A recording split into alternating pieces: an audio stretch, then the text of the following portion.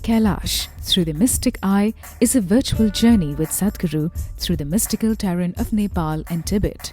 This week, Sadhguru explores how the whole land of Nepal was structured and established as a tantric and spiritual body.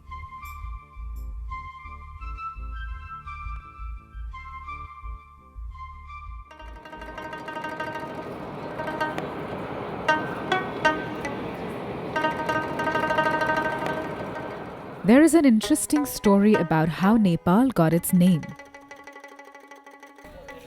There was, according to legend, a Hindu sage named Ne, who lived in the Kathmandu valley thousands of years ago in the prehistoric era. Pal means protection. As the area was under the protection by sage Ne, it became known as Nepal. The kings of different dynasties have ruled the region since then. Nepal used to be the only constitutionally declared Hindu nation on the planet till 2008, when it was declared a federal democratic republic and a secular state. The country's rugged terrain is made up of peaks and valleys. The world's 10 tallest mountains, including Mount Everest, the highest point on the planet, are all a part of Nepal. Over 240 peaks tower at over 20,000 feet above sea level, and the plains are fertile and humid, making them suitable for agriculture.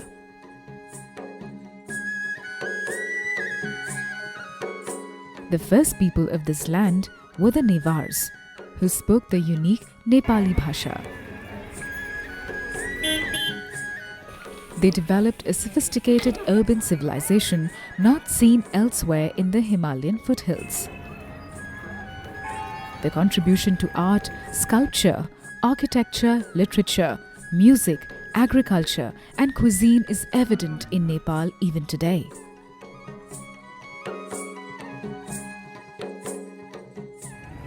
However, mass migration into Nepal has resulted in the Nevars making up just 5% of the population in their own homeland, and their rich language and culture is rapidly becoming extinct.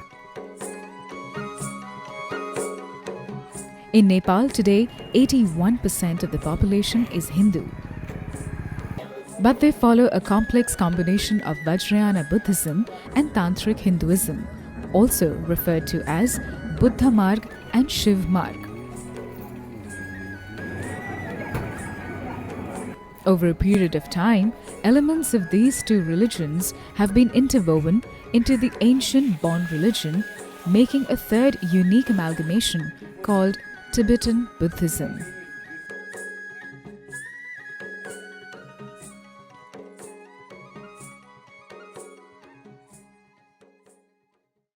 Large parts of India was like this at one time, that the whole geography of the place was created like a living body. They established, like how in the human body the energy centers are, like this they established these bodies. Many kings sponsored these great adventures of turning their whole kingdom into a spiritual body. Nepal is one place where it is much more alive than what you would find in India, simply because the whole culture supported it. Even now, for 98% of the population in Nepal, going to the temple and seeking their mukti is still the highest thing in their mind, which is largely lost in India, yes? Mukti is not the highest thing. Going to America is the highest thing.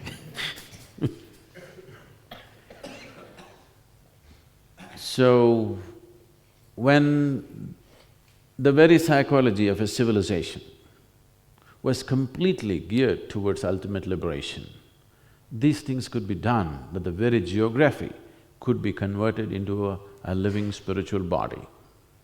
So Pashupatinath is seen as the forehead of Shiva. So where does Shiva fit into all this? We'll look at that later, okay? He creeps into everything. How? Why? We'll look at that later. Pashupatinath is seen as the forehead of Shiva, and his body flows, one body to the south another body to the west. One head, two bodies. These two bodies represent two fundamental systems of Tantra.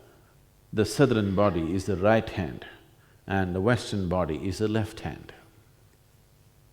When I say Tantra, I am not talking about the Tantra that you're hearing of today. Tantra does not mean unbridled promiscuity. Today, the word Tantra evokes all kinds of nasty things in people's minds because most of the information that you know about Tantra is rebound from the American shores. Even in India, if you go into any bookstore, most of the books on Tantra are written by American authors. That is not the kind of Tantra I'm talking about. Tantra means a technique or a knowledge or a certain technology of being able to unmake life and make life again. Those of you who come from India and maybe you have spent little time to look at the calendar art in India, you would have seen that sometimes there is a yogi or sometimes a woman who has taken off her head or his head, placed it in their hand and walking. Have you seen this picture?